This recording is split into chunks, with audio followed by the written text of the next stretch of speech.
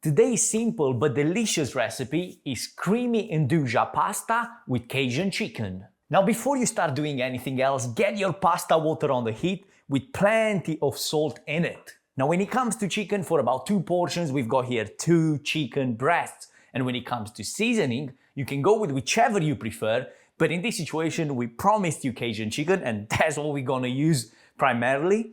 So we're going first with the Cajun on both sides, and also with a good pinch of salt on each side too. Olive oil, about 2-3 tablespoons. And now you want to rub that seasoning on the chicken, making sure that it covers it all the way around. Now we're gonna set this aside until we prepare the rest of the ingredients. But if you can, you want to season these even with an hour or leave it overnight is even better, so more seasoning can get into the chicken, giving it a better flavor.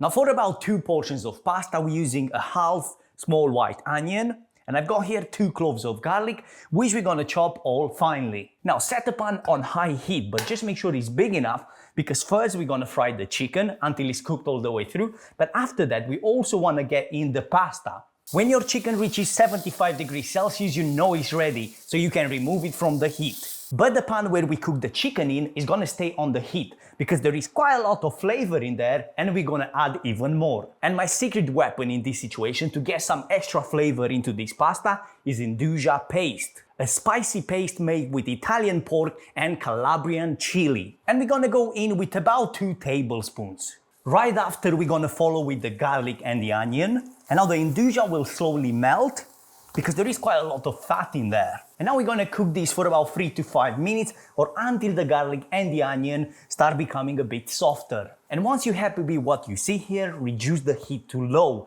because we're gonna follow up with 300 milliliters of heavy cream or double cream. With the cream in, we're gonna cook this for about 5 to 10 minutes, or until it reduces slightly and gets thicker. And during this process, it will also deglaze the bottom of the pan, bringing all those flavors into the sauce. Now the sauce got thicker, so we can go in with the pasta, but make sure that you keep some of this pasta water, just in case we need to adjust the sauce.